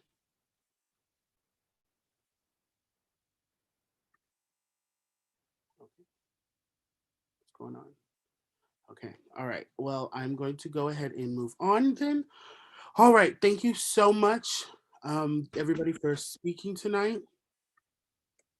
Can I be heard? Yes, I can. Okay. All right. Thank you so much for everybody for speaking tonight. I am going to try to read through and kind of just use these as talking points. These are what everybody who sent through on the Google form that I have. I have them printed out and we collaborated them. So I'm not saying like extra things or just a crazy amount of things, but they're points. They're categorized and I'm going to talk about them. And these are more so homework things for industry people and just conversation pieces for us all to continue to talk about. And it's going to be really hard to open the floor to everybody. So I'm sorry that it's just going to be my voice for a while, but we can focus on how to evolve next go. But this is just what came to me. Okay, so talking about the general questions, going back to the original question that was asked at the beginning. I would love a clear, precise explanation of what we are fighting for. I would also love to hear what the steps are to get what we want, what we are supposed to do while we are waiting to get it, and what happens once we get what we want. All right, so I think we kind of talked about what we are fighting for. What the steps are to get what we want is to continue the conversations, continue to fight, and continue to take back the industry that is yours and that you deserve. What are we supposed to do while we are waiting to get it, and what happens once we get it and what we want? That's a question that I am navigating and fighting for myself. I don't know what I want to do. I don't know how I'm going to do it because there's only so much that I want to put myself through if nobody around me is putting themselves through that same pain and suffering. So I'm going to have to navigate that for myself. And that's also just a conversation that you can have. My biggest tools coming up in the industry was whenever I had a question that I had for industry people, I'd email them, I send them a DM. If people don't want to DM you back, oh well, don't give a fuck. But ask questions. You know what I mean? At people on Twitter. If they're on social media, they know what they're getting into. Have these conversations. And also, if you have conversations with like a lot of Broadway producers and a lot of people, if you add them on Twitter, they'll be like, why are people questioning why does no one want to go see Hamilton? Why does no one want to go see This Waitress Revival where we're centering a white woman again? Why do we want to do all of these things? Ask these questions. I'm about to ask Sarah Bareilles the same thing. I'm gonna slip in her DMs. Hopefully she replies. If she doesn't, she doesn't. So that's what we're trying to figure out together. All right, paying unions. I'm gonna try to breeze through this. All right. Low salary, no support for assistant and associate directors on non-Broadway productions. Pay parity for ushers. I work at David Geffen Hall at Lincoln Center, and I think we are the lowest paid ushers on Broadway. Conversations. How can we actively make AEA a union that represents all theatrical workers and stop pitting equity and non-EMC workers against each other? How can we radically unify to use our power as a workforce? Speaking to the AEA thing, I think that we're doing a lot of work, or a lot of people within AEA and the union are doing a lot of work to have these conversations. I think a lot of these things as well, we also have to realize is that like AEA is corrupt. Like all of these things are happening in one. Scott Rudin couldn't be put on the do not work list because he was a part of the Broadway League, and the Broadway League is the end all be all for everything Broadway. So when you have bad people within the thing, then the thing is bad. So conversation. I understand that we are holding off taking contracts at the moment. Is that limited to Broadway, or is this a push for actors all over to refuse work, including in regional theaters, film, TV, and voiceover? Right now, we're trying to focus on the professional theater industry. That's what this conversation is centered towards. So I think that having conversations with people who have these contracts, if you need to take the contract because you have to take it financially, then and you can't go, work at Target, then have the conversation with these people that you are signing contracts with, and also make yourself a contract. You don't, if you are signing a contract for somebody else, you can make a contract for them, for yourself. So ask questions, let them know what your wants are for the production. That's what everybody's agents do anyway. So I think having these conversations with them, if you have to sign these contracts, if you want to test the waters and you have the ability to, and you're still on unemployment, test the waters and wait for the other girls to figure it out, and then be like, all right, I'm ready. You know what I mean? Who is involved and will ultimately approve safety guidelines for actors, staff, and theater requirements? Well, in the professional theater industry, that is our union. That is correct. So ultimately, it is the conversations that we are continuing to have. So ultimately, I think the power is within the people. So the people have that say. So yeah. How long will it be until we can expect those to be announced? I have no idea. A lot of us don't have any idea. A lot of people are talking to equity. We'll see what they say. Will union members be consulted before decisions are made? I can't answer that. Concerned about the 8-show week. It is not sustainable and healthy for growth, change, accountability, or reflection. As a white ensemble member in a show returning to Broadway, what specific demands should I make before signing my contract? I think you need to start asking how many people of color are part of the production. How many people of color did we get that aren't equity? How many equity contracts are being filled? How, talking about also asking these questions about what are we doing for neurodivergent actors? What are we doing for trans actors? Or do we have tracks in the show that can be made for trans people? All of these questions that we're asking. What are we doing for audiences who aren't able-bodied? What are we doing for, asking these questions? You have a say. You are part of the Broadway thing. You can ask these questions and get answers. And if you like the answers you're getting, don't be a part of the show, and post publicly why you don't want to be a part of the show. That's my best guess. Have a conversation about it in the chat or on Twitter, wherever. Okay. How do non-union performers ensure that even they are holding equity accountable outside of emails to council members? It is also important to step back from all is it also important to step back from all non-union work as well to really draw attention to the demands?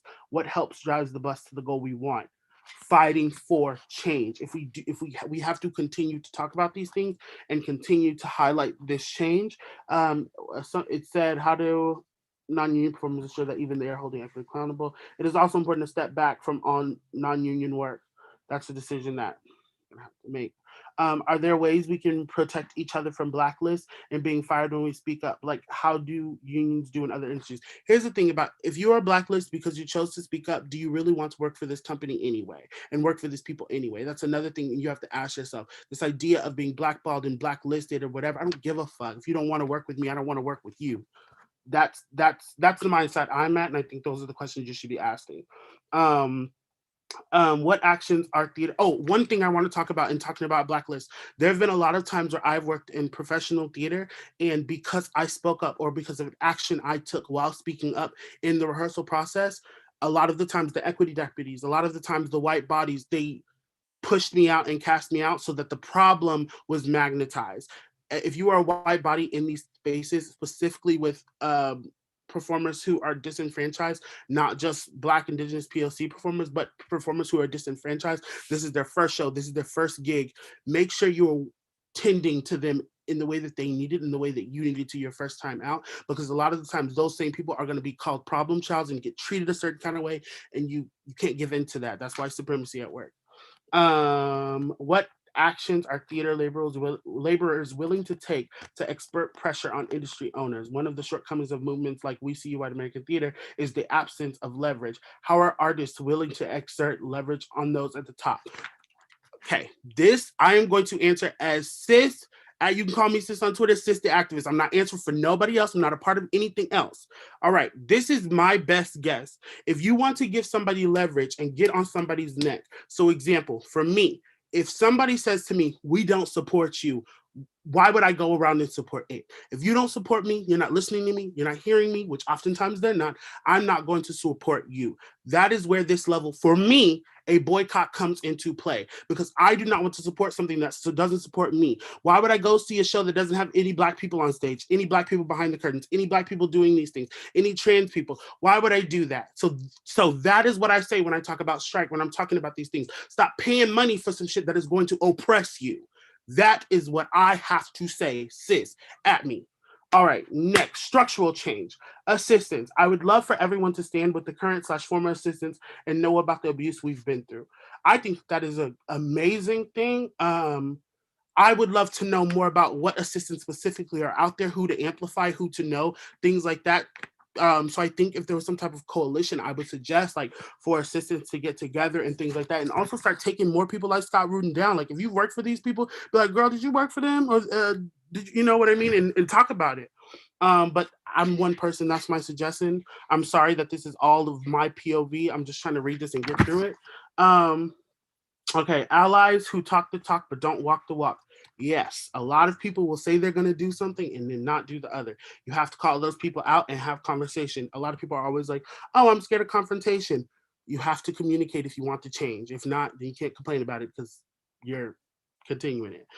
Current state of Broadway and how to come back stronger.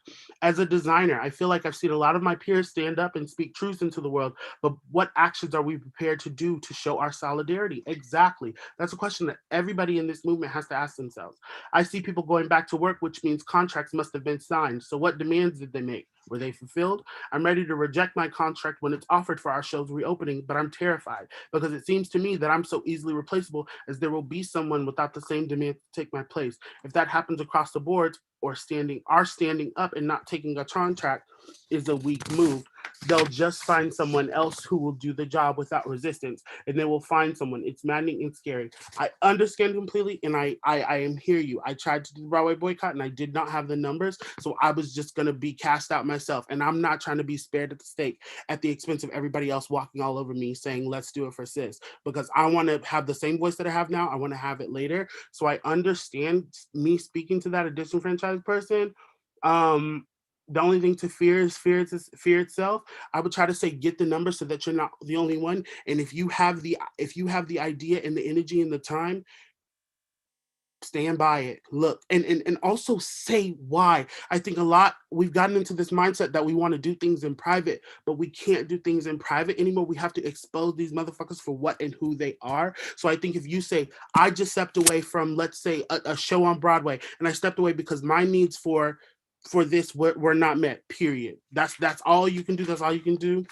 If you can get a job at Target, go do that, and then wait until the repercussions come. But get the numbers up if you can. All right. How can pit musicians and associates support this work prior to gigs? I don't know. I can't speak for that. They are starting to be offered, and I fear not knowing prior to arriving if the space has been carefully taken care of with Unite and March on Broadway's demands in mind. We need to keep calling out predators in the industry. We need to protect our young and vulnerable actors from people who would take advantage of them. How do we make theater that is ethical under capitalism? You have to create without the capital in mind, or create with the capital in mind and be creative with that. Always be innovative. I think that there are so many time and time again shows on Broadway or theater in general has shown itself to be innovative to where that same innovation have made a lot of great money. Look at the Disney park attractions. All right. Okay. I'd love to know if there's anything else audience members can do or in community theater once that can start up again. Are there any community theater resources anyone knows of to help local communities ensure that they are telling stories appropriately? Thank you. How is the audition process going to be shifted to support all levels of the community, including non-union artists? For me, I am not auditioning for shows that do not have any people that look like me, act like me, walk like me, talk like me on the creative team. I don't, that's an opportunity that I don't have. That's an opportunity I don't have to worry about losing because I don't have it. So there we go. Let me see what you say. Hold on. Okay. Will equity shows be required to hold calls before they reopen? Will anti-racism, sexism, ableism training be required for casting directors casting equity shows? How will we make sure auditions and casting moving forward is more inclusive and diverse and hold productions and casting teams to this expectation? You can hold casting teams to these expectations yourselves. When you walk in the room before you sing your 16 bars, ask them these questions.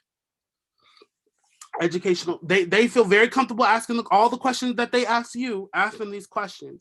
Educational spaces, if possible, I would love to talk about the BFA pipeline to abusers. We are taught that we have to put up with it to make it. We are taught from a white supremacist lens it is not accessible and tear students down rather than exciting us for the industry. What are we going to do to ensure that students in low income and or predominantly Black and brown schools are gaining access to Broadway/theater community as a whole? How can we make sure and hold the system accountable for keeping arts education alive and connecting them to accessible and safe arts experiences? How are we reaching out and building relationships with them? This is something that whoever asked this question, this is something that you personally can do. I have a plan that when I feel comfortable supporting Broadway again, I will start standing outside of theaters and going to rush lines, and whatever $305 I have, start buying tickets for disenfranchised kids to see the show so they don't have to wait any longer in the line. These are all things that we are capable of doing. Broadway performers, put aside that money you make every week and start going to that box office early and buying tickets for disenfranchised kids to see the shows. I got to say slave play because Jeremy O'Hare's posted on Twitter. It's stuff like that that is very easy. Start buying 2 tickets to a show and give it away. That's a start for people in New York, of course. I'm a BIPOC female, 18-year-old BFA student trying to pursue theater. What is the current Broadway community doing to support me and to make the industry a better, safer place for all of the young upcoming artists? As a musical theater student at Marymount Manhattan College, this semester has been rough for me and my fellow BIPOC. The school releases performative statements but never shows any actual change action. There have been many incidents involving racism in our program this semester and we do not feel heard. All right, race, gender, and equity in creative spaces. I'm trying to go as quick as I can, y'all. I'm so sorry. Well, I'm not sorry, but I'm trying to go as quick as I can. What are our concerns about white directors taking on pieces with majority BIPOC acting companies? What is the rest of the creative team, including authors, are equitable in race, gender, identity, and age? Straight actors in queer roles. That's a conversation. Let's talk about it. Sustained inclusive changes versus tokenized casting/hiring. How can we spot the difference and why does it matter? Okay, I have a perfect example. So everybody is very excited about the new Christine Daae and the West End production of Phantom of the Opera. So that for me, my perception, sis, that is tokenized because you have this Black woman who looks very close to the white lady that played before her, and also her Raoul and her Phantom are both white men. So how is that an inclusive space for a Black woman to be surrounded by white men that don't look like her, don't have the same experience of her? That's token. That's not a well thought out experience. That's a let's put this Black lady that acts like us, walks like us, talks like us here so we have nothing to fear. You have to start looking at things all the way. You can't just look at them and be like, oh, cool, these white people made this decision. And 9 times out of 10, the white people that are making these are white people making these decisions. They didn't go and be like, oh, you know what I'm trying to say. Okay, sustain. Okay, I want to know how companies are addressing the concerns of trans, non-binary, and GNC actors. From what I know with the conversations that I have been having from the inside, they are not. And that's why I'm trying to have more conversations. Trans, non-binary, GNC actors, please keep talking about your concerns. Please make yourself loud enough so you can be in these rooms and have these conversations. And I will try to make sure I am getting as many people that are trans, non-binary, GNC in the room having these conversations as well, using my voice. Are we addressing the need for gender neutral dressing rooms? Are we addressing the need for cultural competency in regards to navigating the safety and needs of LGBTQIA+ company members? How are companies planning to support our mental health as we begin doing an 8-show week again after being a year isolated? What mental health services and support will be available? Can we talk about the harm caused by the lack of representation in the orchestra, on the podium, behind the band, in rehearsal? Disability community, please speak on neurodivergence. Are there actionable steps being taken by responsible parties ensuring the accommodation/access/needs of the disability community will be met going forward? Okay, that's all of them. I posted these earlier. We added some, so I'll post them again. So these are all questions that are amazing questions and all we should all be talking about. So I'm now, since we have about 20 more minutes, I want to open the floor to having a conversation publicly, industry folks and people who are heading this march, please have the conversation as well with us. I think that that's the best thing to have. I know that the March on Broadway folks, Courtney might have something to say about the equity thing. So Courtney, if you want to hop on and speak to that, we can do that first, and then we can have a community conversation. So Courtney, I'll call you up. Sis, I think we should also use the raise hand I was function. gonna say, awesome. Yeah. Thank you, Zach. Okay. Okay. Everybody, if you want to queue up to speak, just click that little raise hand and we'll see you. Okay. Hi guys, how are you doing? You all. Oh yes, I'm in Jersey City which is it Lenape? Am I saying it correctly? Lenape? I think it's Lenape. I think. Lenape, yes. I am a Black woman with brown skin, short blonde hair. Currently what is going on right now is we've had our 6 demands, and hold on for just 2 seconds. Let me just get this out.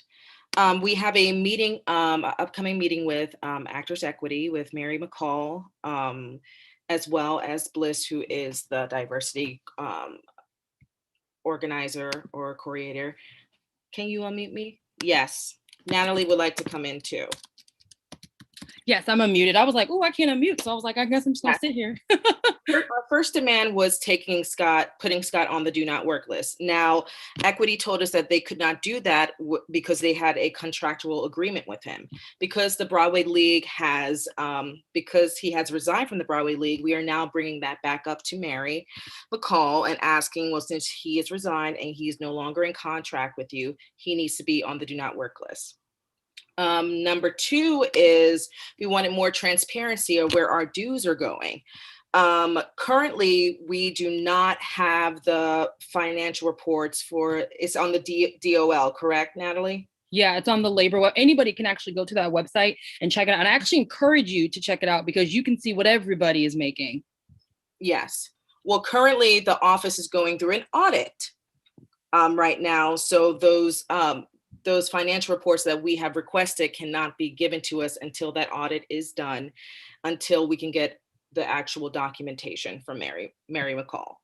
Number 3 is we are very aware that many businesses have taken a PPP loan.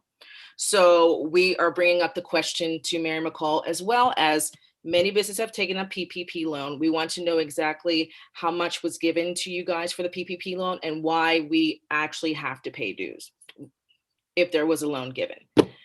Natalie, you want to come in? Is there anything else? And also with that too is what we're specifically asking is how much they have put towards BIPOC organizations like diversity trainings, because when we asked about diversity trainings and within Actors Equity themselves, like the employees there, what trainings are they even doing to help us? So that was also a question that was been asked, and also how much money they're putting toward these organizations, because if anyone was in that town hall, Mary McCall said that they were doing all of this work with these organizations. And then they sent us to a website link, which we were then taken to organizations where some of them actually, when we talked to them, said they were not working with Actors Equity. Yep. Out of the 5 we saw, 3 of them were led by white women. So that was also another thing of how is a white woman leading something for BIPOC people. Let's just keep it real. I also wanted to add to that. We asked how many classes are given or were taken within a year, and only 1 class per 6 months. So that's 2 diversity classes a year. Yes, and so we're also trying to, the last demands we have are getting more representation, and also like on stage for trans, non-binary, non-gender conforming people with disabilities, deaf people. I know that Courtney and I, as we are cis Black women, we cannot lead that fight. So that's why it's great that we're here, because we've been able to hear from so many people. And when it comes to those demands, we are not going to be at the front of that, because that is not our, I mean, it is our fight. We support it, we amplify it, but it's not fair for us to be the face of that when it is not us. So that is why we've reached out to other people to help us with that. And then when we get to those moments, we're going to hand it over completely to those people, because that is not something that I feel comfortable doing, and I shouldn't do it. And it should be the people who are actually living it doing it. So I want everyone to know that when we get to that demand, it is going to be people from the deaf community, the trans community, disability community, who are leading the forefront. We've been taking names in here of people that we're reaching out to also to continue that fight. Okay, thank you. Okay. All right. First, the question that I want to make sure is had to these coalitions and just doing it publicly and these organizers and things like that. And I'm not looking for an answer now.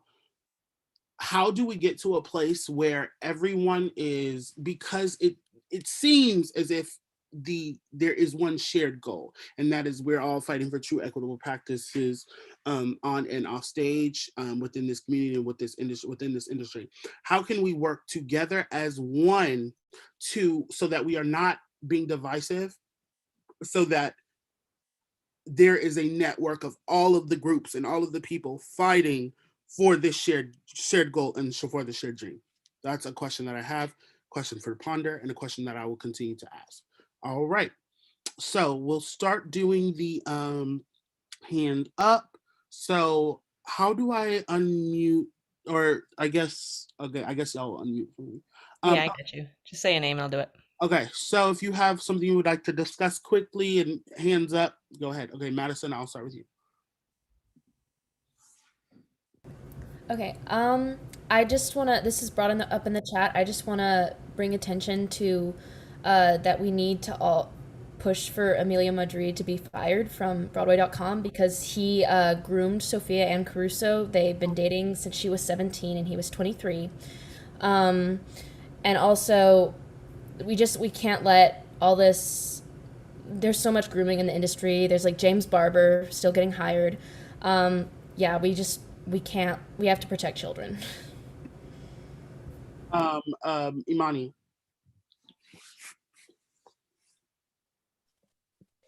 Hi, can you hear me? Mm-hmm. Hi. So hello. I'm in Massachusetts currently for Mother's Day. I think my biggest concern, I've worked in theaters in the city, and I was doing merchandise, and a lot of the times people, whether they were in production or outside of, ushers, whatever, would make comments to me and people that I worked with, and there was never anybody that we could go to specifically to be like, hey, this made me feel uncomfortable. A lot of times, even a manager that I had would get comments either from her boss or other people, because she at the time was a Black woman. I mean, she's still a Black woman, but she was my boss at the time. And I think one of those big concerns is for the people who don't have a union to go to, but still work in a theater, have a resource for them to go and speak to somebody so they feel safe. Because I think that was the biggest concern for me, because it happened more often than not. I remember, I worked at Les Mis, and Cameron McIntosh came in and, had side comments and stuff like that. And it just, when you have somebody who has that much pull and that much, power, who do you speak to without getting some kind of flack from it? Right. And I think that there's definitely a problem within the industry, that it's like we're kind of locked into this box of like, what do we do? Where do we go? Right. And a question that I also have is like, how can we how do you think like we can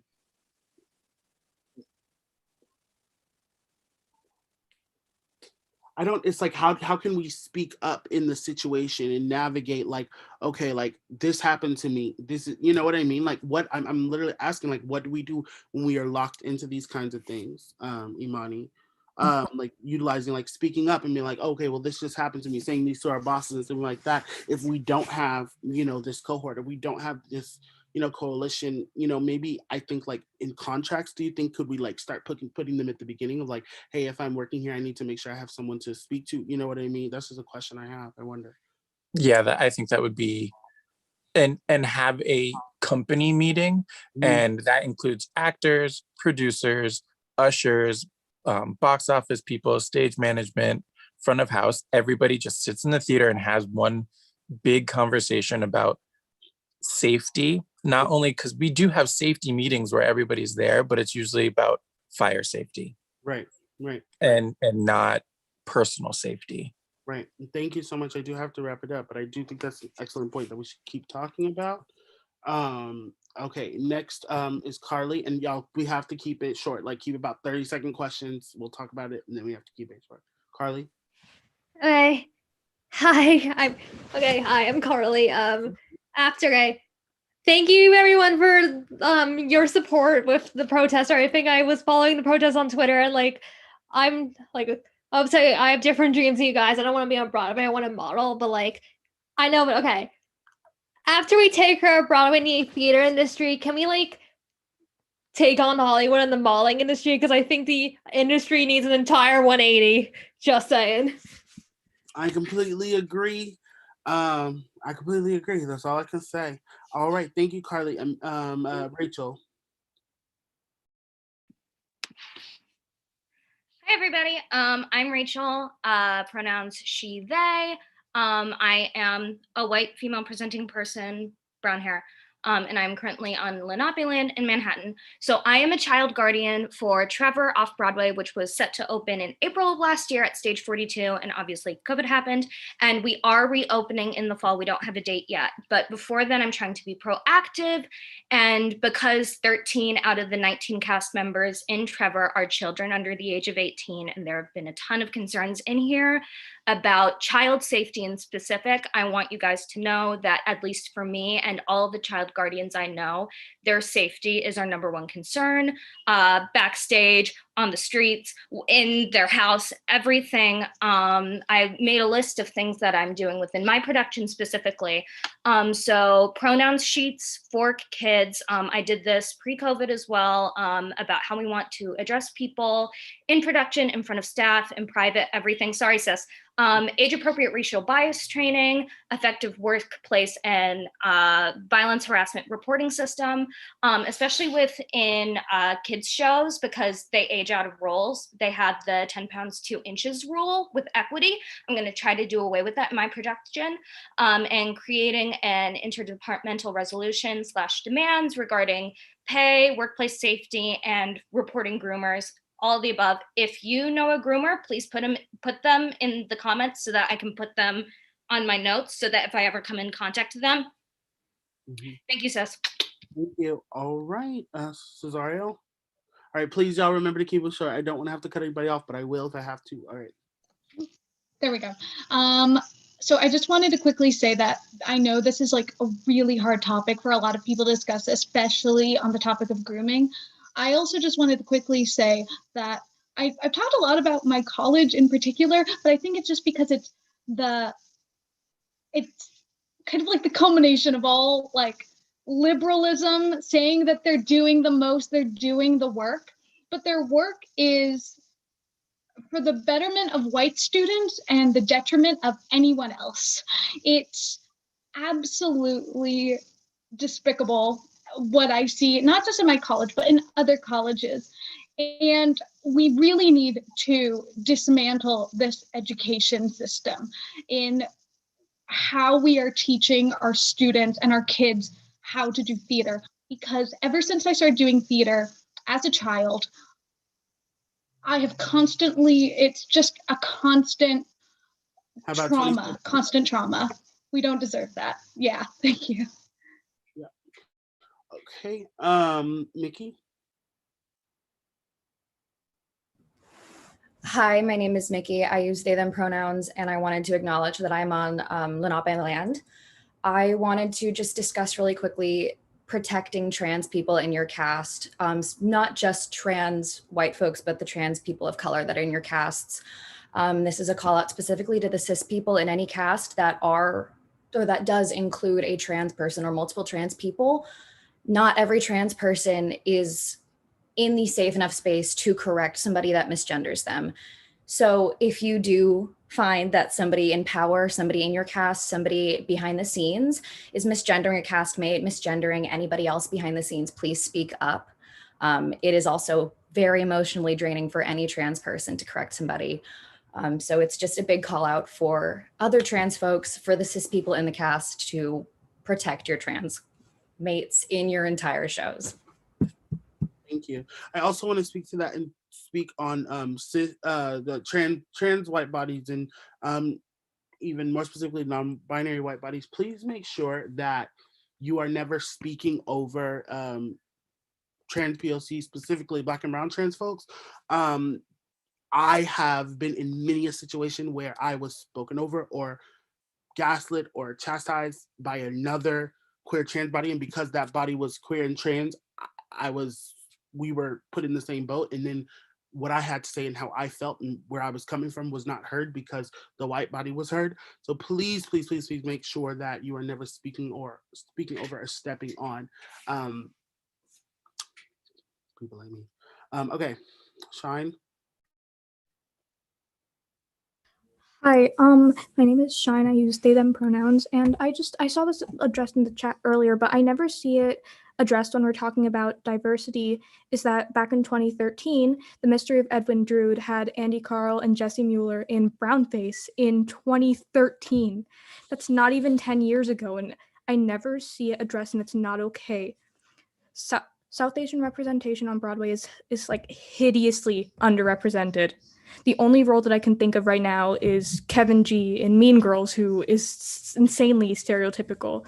And I never see it addressed when we're talking about diversity. And I just want to let people know about it because it's a big group. And I want you guys to know that it's not a thing of the past. It's still happening and it's not okay. Thank you so much, Shine. Okay, Elizabeth.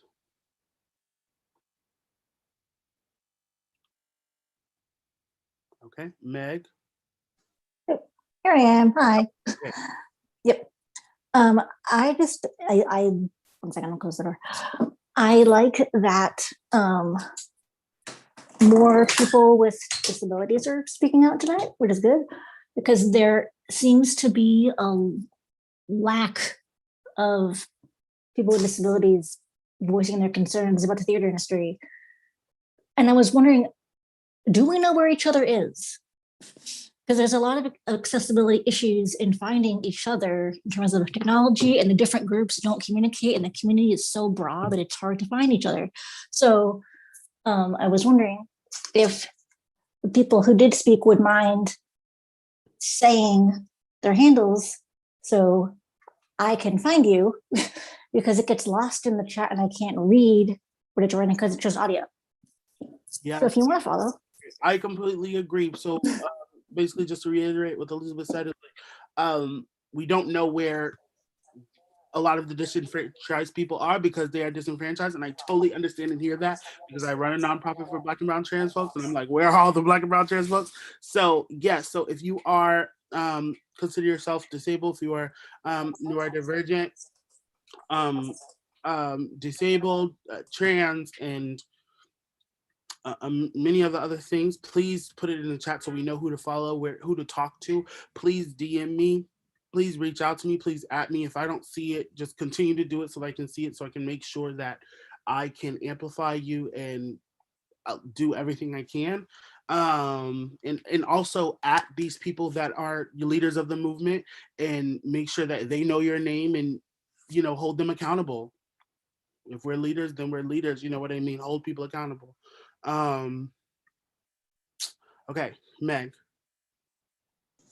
Hi, I'm going to keep this super quick, but on the topic of grooming, I just kind of want to put out there and remind everyone that adult grooming exists.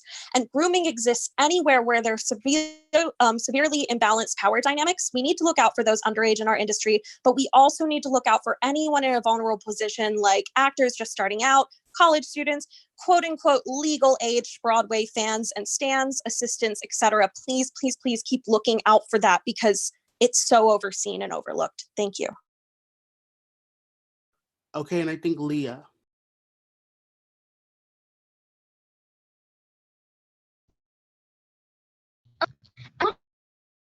Grooming too. So I've been doing theater since I was 7, and I used to think it was like this big glam month or so with like the Scott Rudin stuff.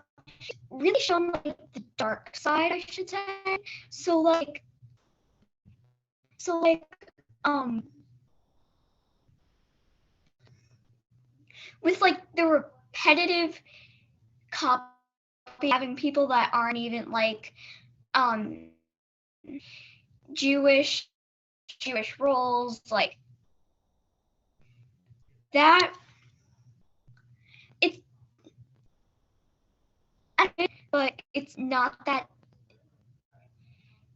It's not representation. I'm saying, but like, and back to grooming, but like, I'm getting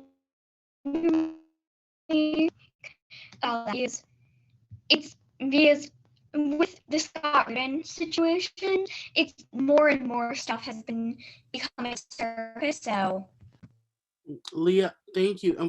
Can you, if you could type what you just said in the chat, that would be great. I think it was like in and out, but thank you so much. Okay, I think that was everyone. Oh, okay, Cairo, you'll be the last one. Hello, everyone. My name is Cairo. My pronouns are they, he. My neo pronouns are vamp, self. I am on Tonga land in Long Beach, California. I just want to thank y'all for this platform, this forum. Thank you, sis, for bringing this together and everyone else that was involved. I'm a playwright.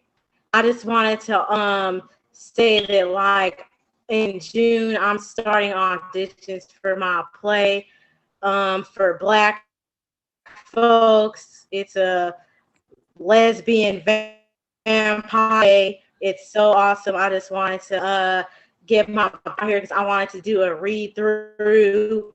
So audition info. Thank you. Okay, I hope it's not my internet. Is it my internet or is okay. All right, perfect. Thank you so much, Cairo. Plug your shit. I love that. We love creating original works. Okay, so I'm gonna wrap it up because it's 10. Thank you all so much for coming. If you have more things you want to discuss, I'll be trying. Me and all the people who helped me tonight. Thank you, Trinity. Thank you, Kelly. Thank you, Zach. We're going to try to come up with some form and way to continue this. I don't think this will be the last Broadway Community Forum. I think the next community forum I would love to do is like educational theater community forum for like college kids for us to really sit down and figure out how y'all want to move forward. But thank you so much. I'm going to put my Instagram in the chat so that y'all can reach out to me or at least see how to reach out to me and connect to me if I don't get to your DMs. But my Instagram is you can call me sis with a U, YIU. I just put it in the chat.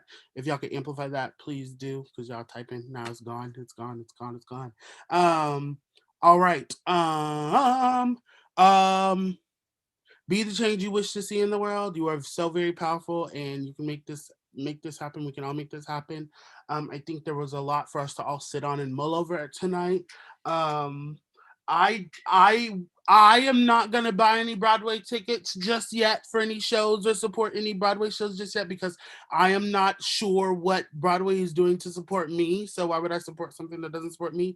So that's what I'm doing. I'm gonna wait to see, and I'm sure if I do get a ticket, I don't think I'll be buying a ticket, but if I do get a ticket to a show, it'll be for BIPOC folk, and it will showcase that. So yeah, I don't have anything much to say right here. I love you all. Thank you so much. Be the change you wish to see in the world, and nothing is impossible. We are not powerless. We are powerful. All right. Goodbye, everybody. Go watch Our Offering. Period. Sierra, I heard your laugh. That is so scary. Yeah, I'm gonna post. We all should watch Our Offering. Okay. Please, everyone, leave except for Trinity, Kelly, and Zach. I'm not gonna kick nobody out. As I love you. I'm a stan.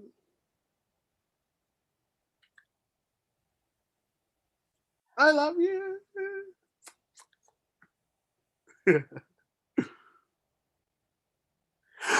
Yay! Hey, Antonio, my friend. I love y'all.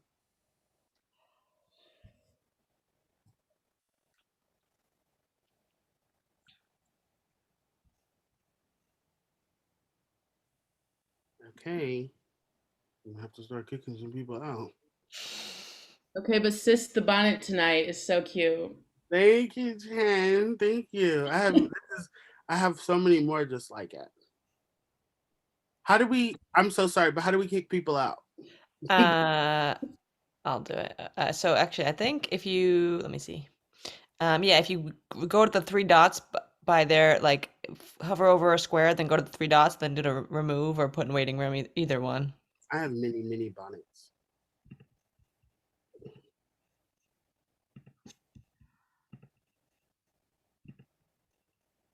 I want to make sure I don't put the wrong people in this waiting room. Oh my gosh, we're still live. Oh yeah. I'm like, that's cool. Okay, bye everybody. Okay. Oh, you. Okay, I think we're clear. Yeah, there's a bunch of people in the waiting room, but they can't hear us. No, it still says, how do we stop